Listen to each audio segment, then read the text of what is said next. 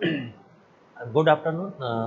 Last video में हम लोग डिस्कस कर रहे थे डिजीज के बारे में। तो डिजीज के बारे में हम लोगों का बस ये था, हॉस्पिटल फार्मेसी में हमारे जो पॉइंट होता है पैथोफिजियोलॉजी, उसके signs symptoms of manifestation manifestation यही हमको पॉइंट डिस्कस करना। बाकी के जो हमारे डिजीज की जो भी पैथोफिजियोलॉजी और जो हमारे फार्माकोलॉजी के सब्जेक्ट है वहाँ पे हमारा डिस्कस होगा। तो नेक्स्ट हमारा डिजीज था आरए। आरए बोलते हैं रिमेटोइड आर्थराइटिस को। ये क्या होता है कि severe creeping deformity and functional ability, जो हमारे it is one of the rheumatic order. ये क्या होता है, रिमेटिक मतलब होता है हमारी हड्डी, हड्डी की एक डिसऑर्डर है capable of producing severe crimping, जैसे पेन बहुत ज़्यादा रहता है इसमें। The etiology of this disease not know, जो इसकी इटियोलॉजी है, जो इसका रीजन है वो पता नहीं है। And the natural course varies consider from person to person. ये जो आरए है ये जितने भी पर्सन टू पर्सन वेरी करता है। Some antigen of infective origin triggers is an immune reaction with setup of chronic inflammatory state. क्या होता है कि जो हमारा आरए है कभी कभी ऑटो इम्यून डिजीज में भी रहता है, कि जो हमारे एंटीजन बनते हैं उस एंटीजन बनने की वजह से हमारा एक ट्रिगर होता है, क्रोनिक इन्फ्लेमेटरी होती है। पैथोफिजियोलॉजी क्या होता है, इन्फ्लेमेशन ऑफ साइनोविनम। क्या होता है कि साइनोविनम जो है उसमें हमारा इन्फ्लेमेशन हो जाता है। इन्फ्लेमेशन मतलब हमने लास्ट में बताया था, इन्फ्लेमेशन का मतलब कि रेडनेस, वहाँ पे स्वेलिंग हो जाती है, हार्ट वहाँ पे थोड़ा सा गर्म रहता है।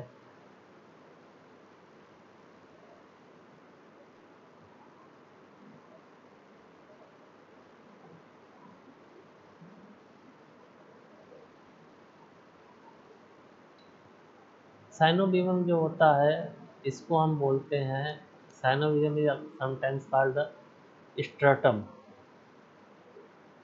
इट। और जो साइनोवियल स्ट्रटम क्या होता है, एक कनेक्टिव टिश्यू होता है that lies the inside of the joint capsule.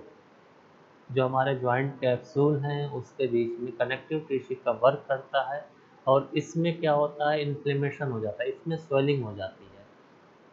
ये joint capsule also called as the articular capsule. अगर जो साइनोविनम जो है, हमने वर्ड किया इन्फ्लेमेशन इन साइनोविनम, तो साइनोविनम कहाँ है कि एक टाइप का कनेक्टिव टिश्यू होता है। कहाँ पे, जो हमारे बोन्स हैं, कैप्सूल पे जो हमारी बोन्स है, और वहाँ पे एक कनेक्टिव टिश्यू का वर्क करता है।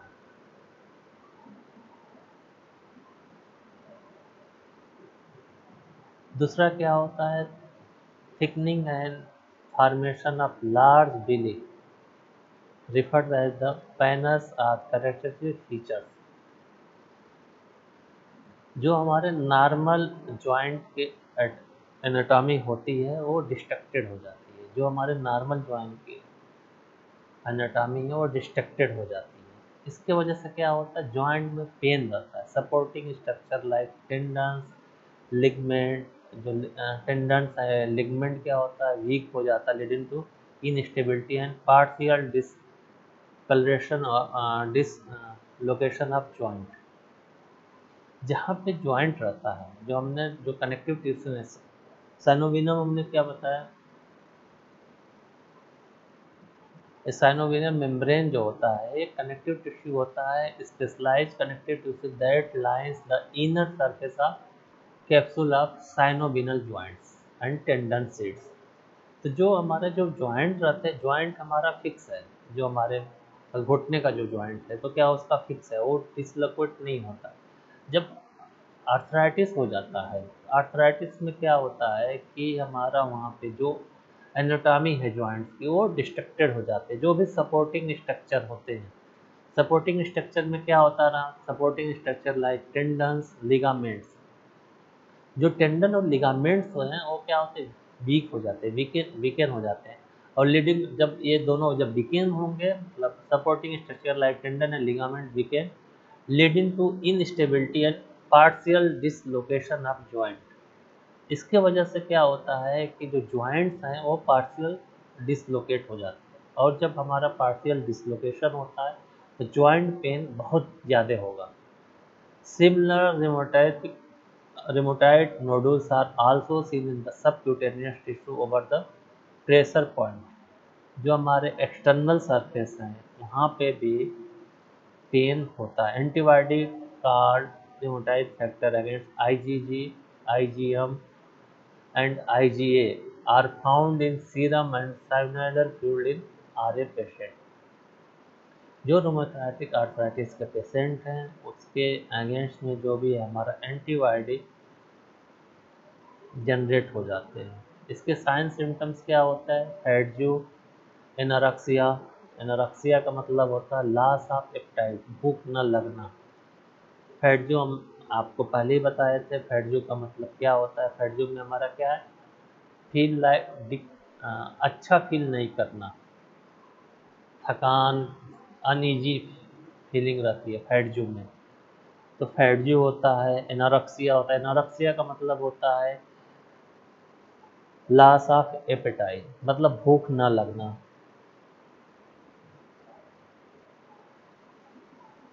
फैटजू का मतलब हमने बताया था थकान, बहुत जल्दी थकान फील होती है, अच्छा नहीं लगता है। वेट लॉस, वजन कम होना, और फीवर, पहले ये सिम्टम्स आते हैं। फिर दूसरा क्या सिम्टम्स होता है? Inflammation of peripheral joints. जो हमारे पेरिफेरल जॉइंट्स हैं उसमें इन्फ्लेमेशन। इन्फ्लेमेशन का मतलब मैं आप लोगों को बताया था कि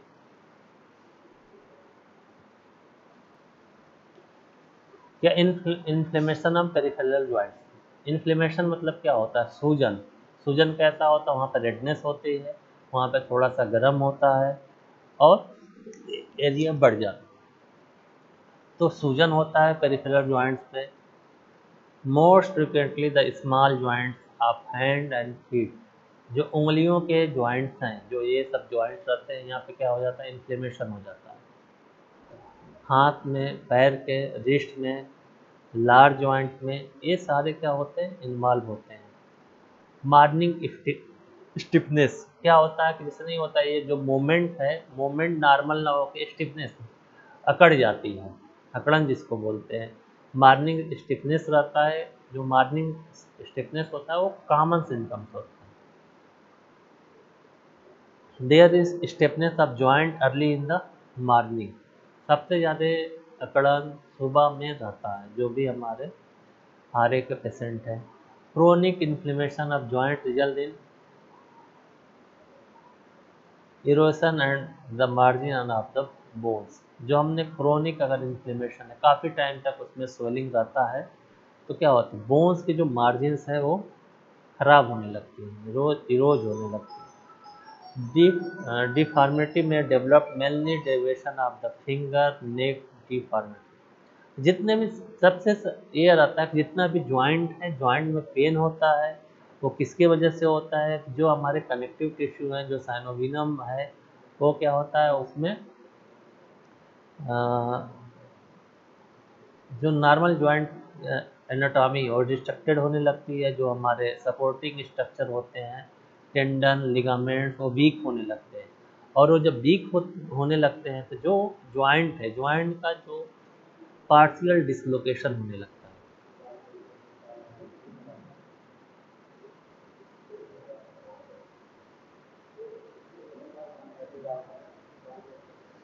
20 से 30% जो पेशेंट होते हैं वो रेमेटोइडिक नोडुल्स से होता है।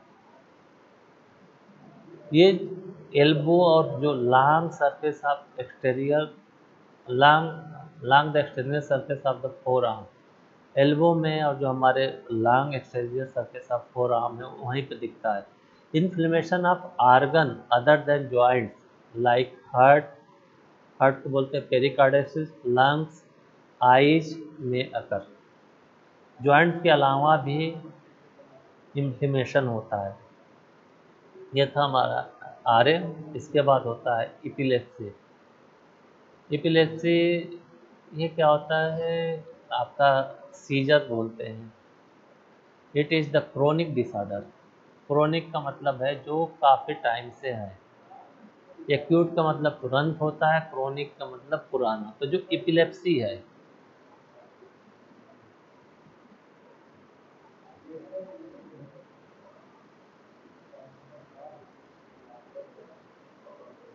एपिलेप्सी को हिंदी में क्या बोलते हैं? मिर्गी। तो एपिलेप्सी को हम हिंदी में क्या बोलते हैं? मिर्गी। It is a chronic disorder of the cerebral function characterized by the repeated sudden attack of seizures usually lasting for about 10 minutes। कि अब सब लोग बोलते हैं मिर्गी के दौरे पड़ गए। तो क्या होता है? एपिलेप्सी जो है, एपिलेप्सी एक क्रोनिक डिसऑर्डर है। और एक क्रोनिक डिसऑर्डर किसका है? Cerebral function.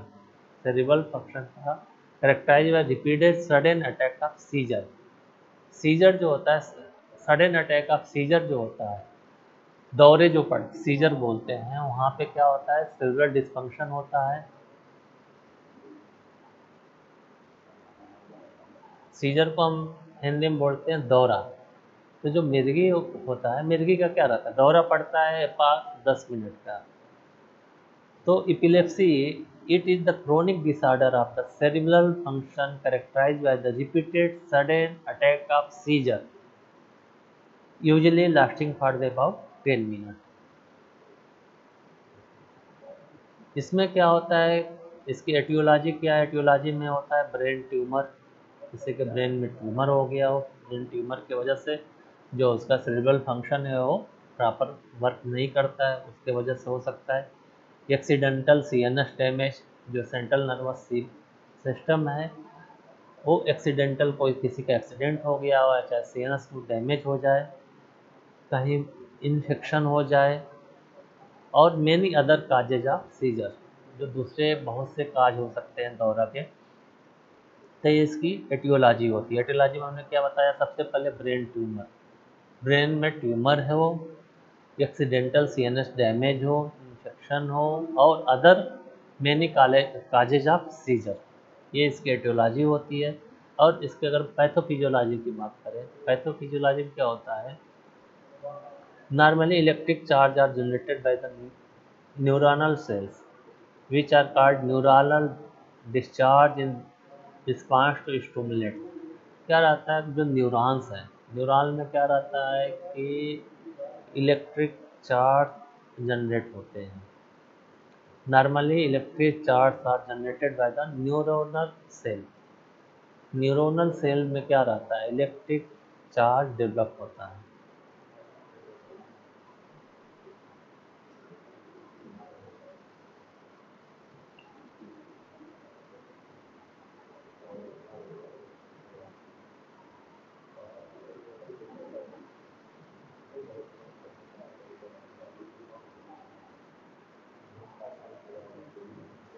न्यूरोनल, तो हम इसको क्या बोलते हैं? जो न्यूरॉन्स होते हैं,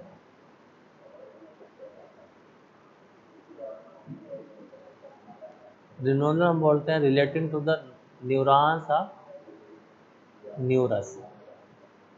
तो जो हमारे न्यूरॉन्स हैं, न्यूरॉन्स की वजह से क्या, न्यूरोनल में क्या होता है कि हमारे इलेक्ट्रिक चार्ज जनरेट होते हैं। ये किसके होता है? न्यूरोनल सेल्स के द्वारा। Which are called neuronal discharge in response to stimulus. जो चार्ज जनरेट होता है उसके वजह से क्या होता है? जो हमारे न्यूरॉन्स होते हैं, न्यूरॉन्स रिस्पांस करते हैं, स्टिमुलेट करते हैं। This discharge are carried to निवरियर न्यूरोनल सेल एंड axons। जो उसके बगल के जो न्यूरोनल सेल्स हैं, एक्सन्स हैं, वो डिस्चार्ज वहाँ तक जाता है। Suddenly excessive discharge lead to convulsion. अगर ये जो इलेक्ट्रिक चार्ज प्रोड्यूस हो रहा है और ये बढ़ जाए, अगर ये डिस्चार्ज बढ़ जाए तो क्या होगा? ये दौरे पड़ने लगते हैं, जो convulsion.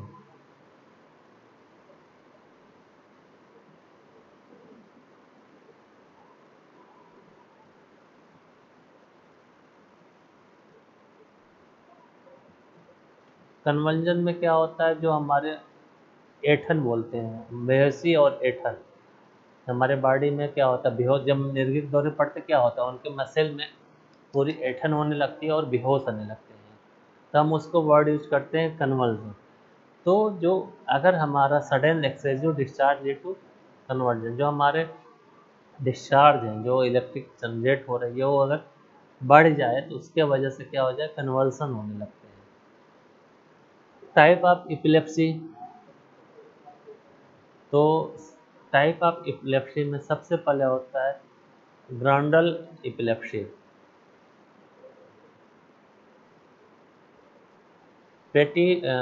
Petit mal epilepsy, motor epilepsy, focal cortical epilepsy और माइनर इपिलेप्सी, ये हमारे टाइप्स ऑफ इपिलेप्सी हैं।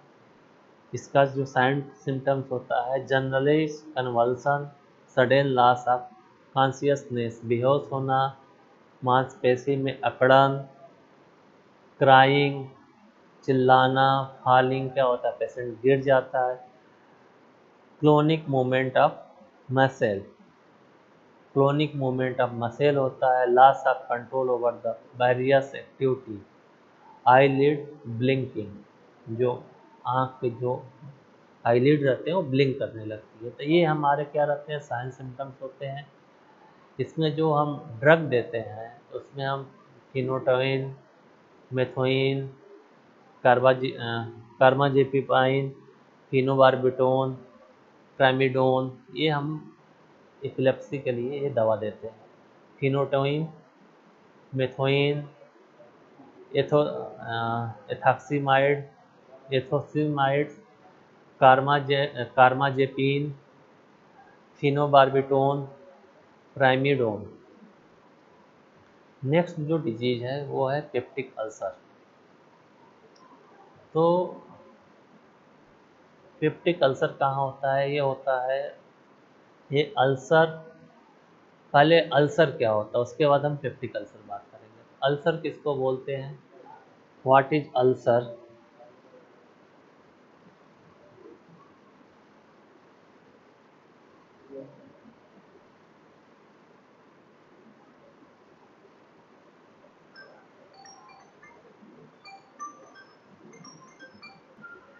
तो सबसे पहले हम बात करेंगे अल्सर के। अल्सर क्या होता है, तो अल्सर क्या होता है, एन ओपन सोर आर एन ओपन सोर ऑन द एक्सटर्नल और internal surface of the body.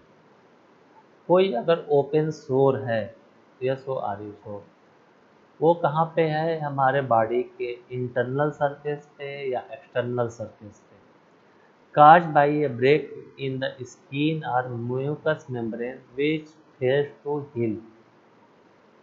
वो जो सोर है वो क्या करता है, वो ब्रेक कर दिया है स्किन और म्यूकस मेम्ब्रेन, और वो हील नहीं हो रहा है, हम उसको वर्ड यूज करते हैं अल्सर।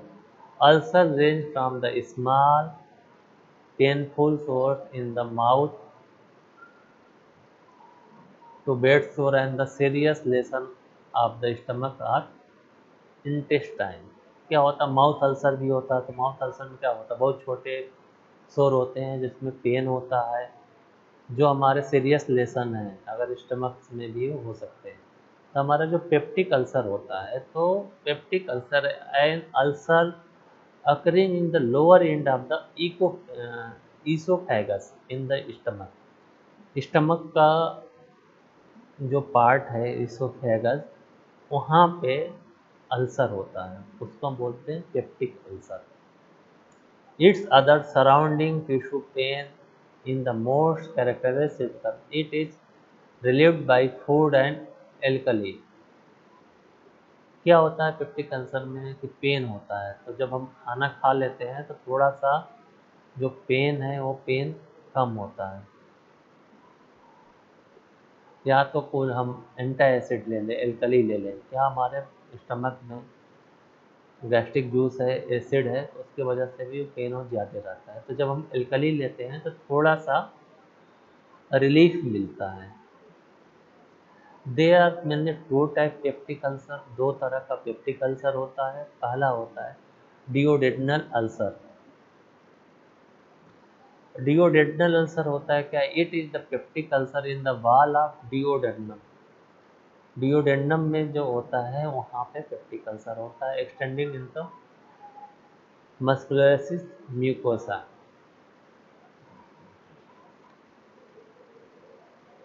दूसरा होता है गैस्ट्रिक अल्सर।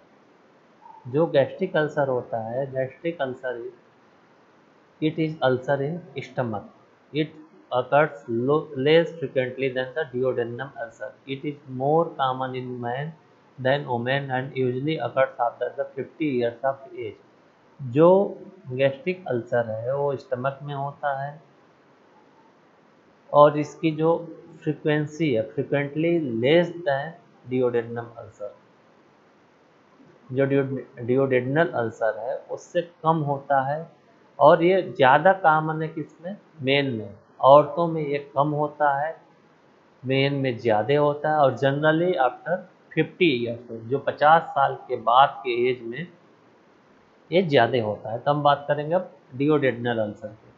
तो duodenal ulcer it is the peptic ulcer in the wall of the duodenum extending in the muscularity and mucosa. इसकी पैथोफिजियोलॉजी क्या होती है, it can never occur in absence of gastric juice. True cause of duodenum ulcer is unknown. जो duodenum ulcer है उसका main काज क्या है, reason क्या है, अभी तक वो पता नहीं है। It is related to excessive secretion of HCl by the parietal cell in the stomach. जिस सेल से हमारी HCl का सिक्रेशन होता है, पैरिटोलियल सेल से हमारा HCl का सिक्रेशन होता है।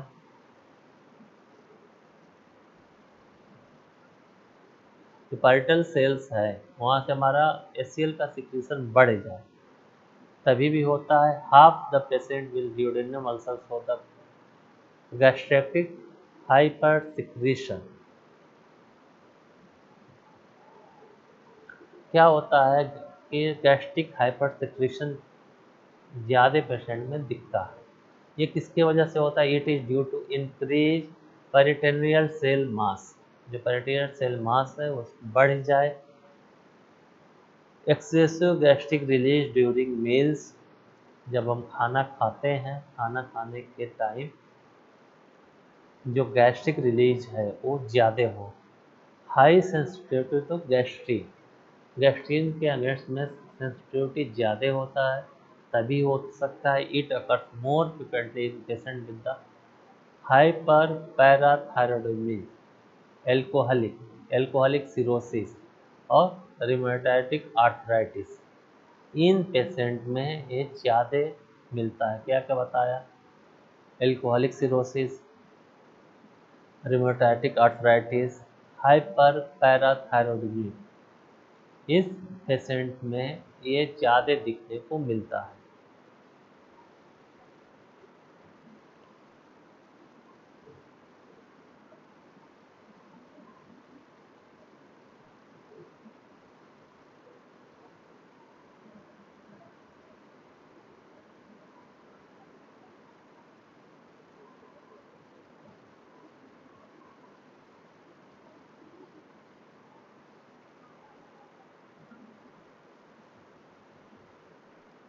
Hyperparathyroidism is when the parathyroid gland creates the much parathyroid hormone। जब हमारे जिस पेशेंट में पैराथायराइड हार्मोन ज़्यादा क्रिएट होता है, ये हार्मोन कहाँ जाता है, ब्लड स्ट्रीम में। This gland located behind the thyroid at the bottom of the neck और about the size of grain of the rice. तो जो पेशेंट हैं हाइपर पैराथायराइडिज्म के हैं, जो पैराथायराइड हार्मोन ज़्यादा होता है उसमें ज़्यादा हो सकता है। एल्कोहलिक सिरोसिस है उनको हो सकता है, और रिमेटोइड आर्थराइटिस जो आरए के पेशेंट हैं उसमें हो सकता है। इसके बाद आता है हमारा sign and symptoms of the duodenal ulcer.